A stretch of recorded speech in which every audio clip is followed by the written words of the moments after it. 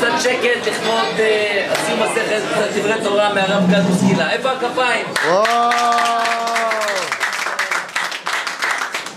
שיועדיו נס קדע עיבר אללה. En anglais. Moi, Rabotai, je crois que je vais parler en français pour messieurs et dames qui sont là ce soir. D'abord, je vous remercie de votre présence. C'est un plaisir de voir Baruch Hashem. D'abord, je veux remercier du cœur le Maguid Shiur, Rabbi Moshe, qui donne un shiur.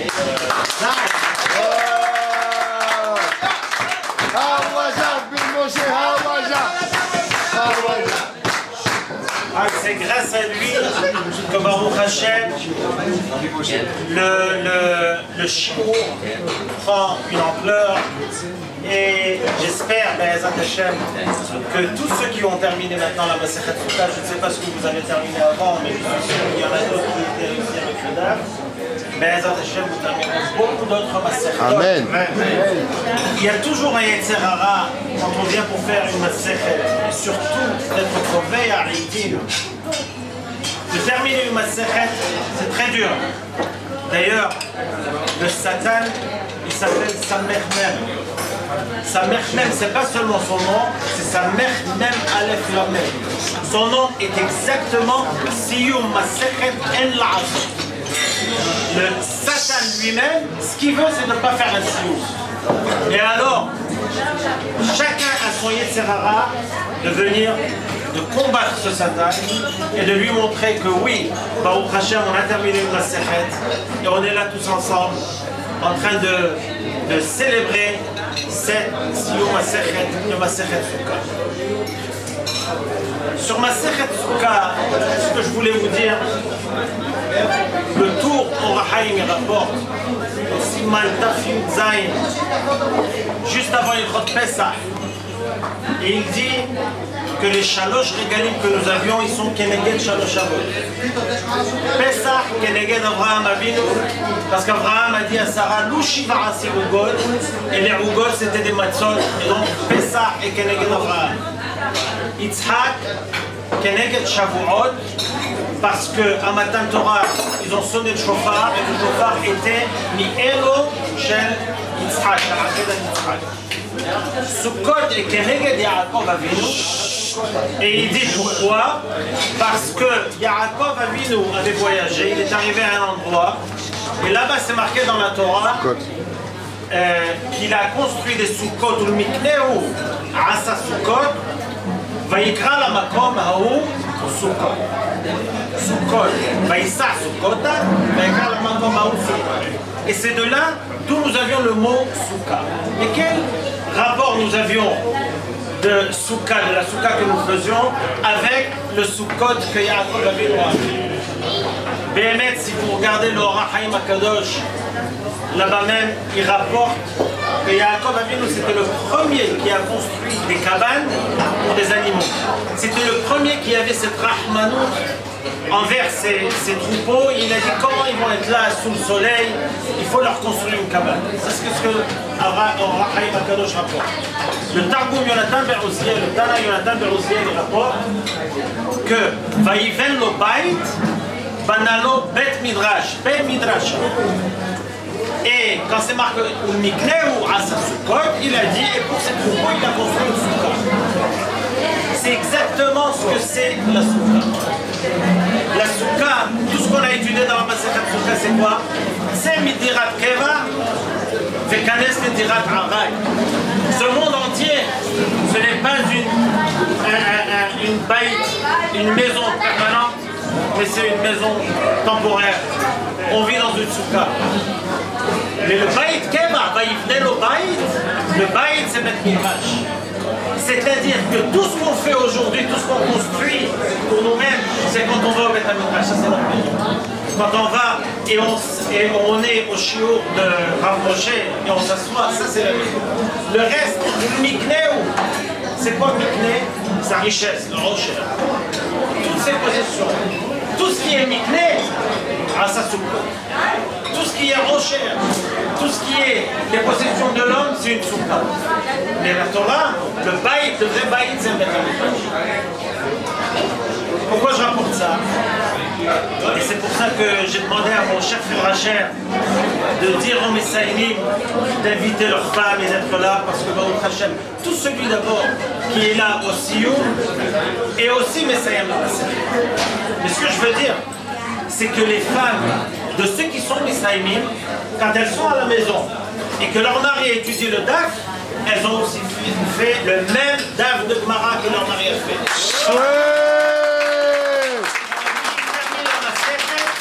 Elles ont terminé la Masechet. Je vais vous dire pourquoi.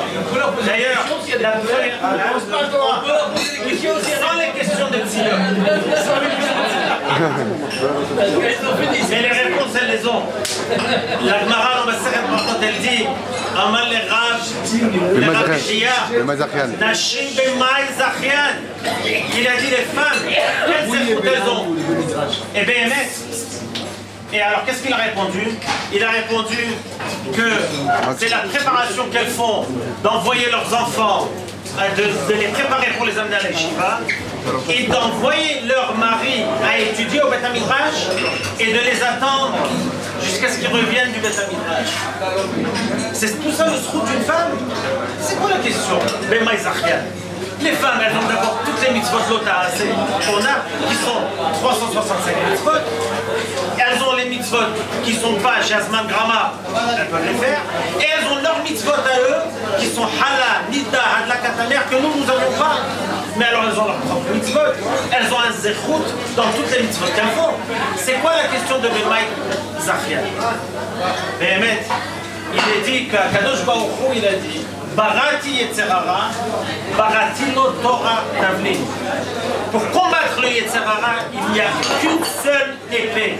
Il y a une seule arme qui peut battre le Yetzerara, c'est la Torah. Les femmes, elles n'ont pas le Talmud à Torah.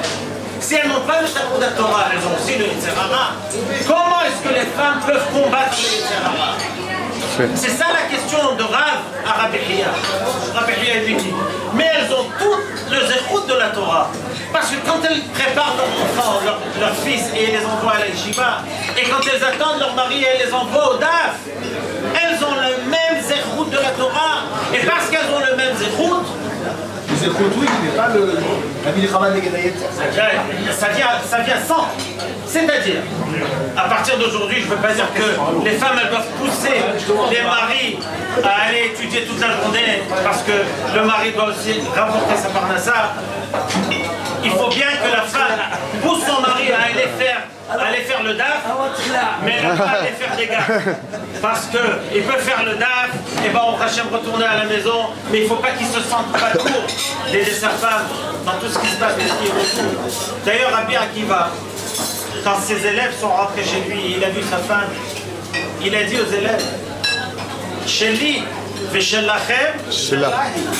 tout le zéro de la Torah que vous avez appris vous, et que j'ai moi-même, il est à elle. Et d'ailleurs, cette femme, elle était exemplaire, extraordinaire. C'est elle qui a poussé son mari à étudier la Torah. C'est vrai qu'il y a toujours des femmes qui disent « Non, j'ai besoin de toi, je veux que tu m'aides, je veux que tu sois à la maison. » Et le mari doit assumer ses responsabilités et être là pour l'aider. Mais il faut qu'aussi elle sache qu'elle a besoin de ce zéro de la Torah. Et il faut qu'elle fasse à ce que son mari soit Kovéa, qu'il ait une kvihout intime. D'ailleurs, je vais terminer, je vais conclure par une petite histoire. Kovéa, kvihout. Le DAF Béhémet, c'est une kvihout qui est extraordinaire. Celui qui est dans le DAF, là où il voyage, là où il va, il est toujours attaché à ce DAF. Il ne peut pas le perdre. Parce qu'il est dans une communauté où tout le monde fait le même DAF. Et tout le monde est là. Tu ne peux pas arriver, tu dis où tu es.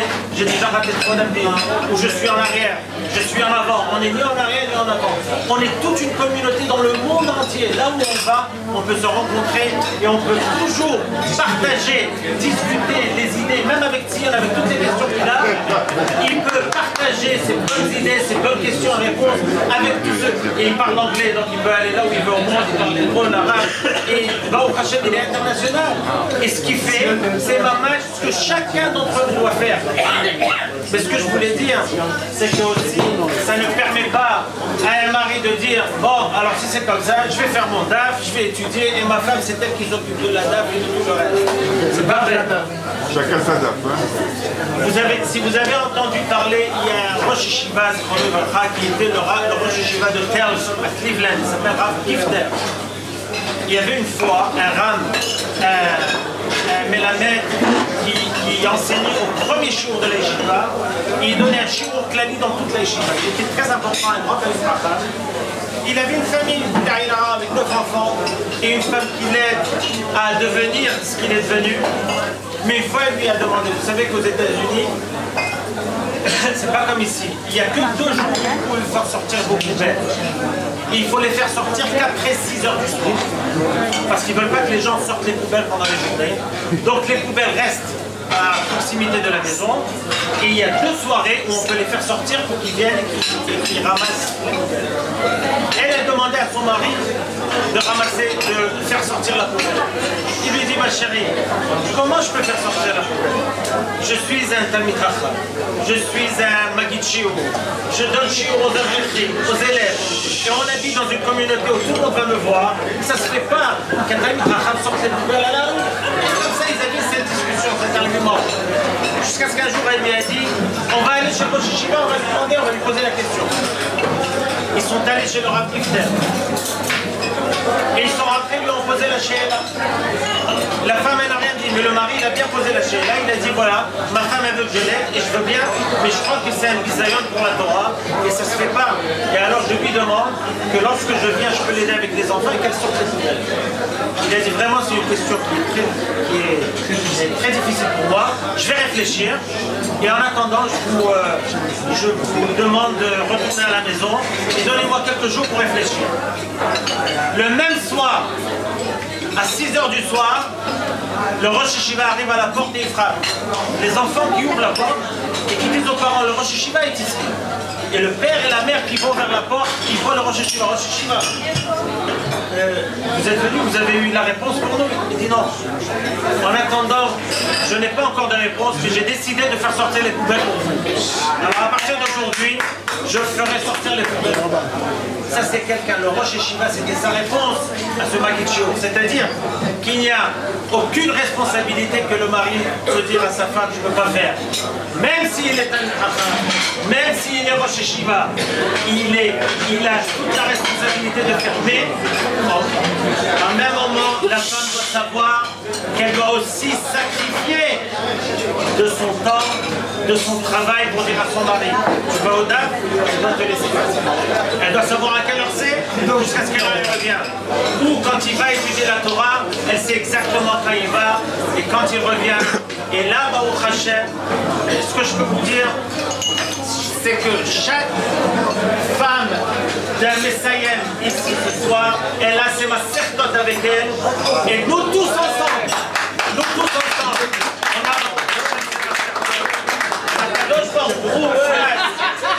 à ce qu'on termine, Be'ezrat Hashem, toutes les prochaines masertot, qu'on se revoit tous aussi Amen. au chasse. Amen. Amen. Et Be'ezrat Hashem, que le zéchout de la Torah vous accompagne, à vous, Amen. à vos enfants, Amen. vous donne du nachat. Et encore une fois, merci mon frère Hacher.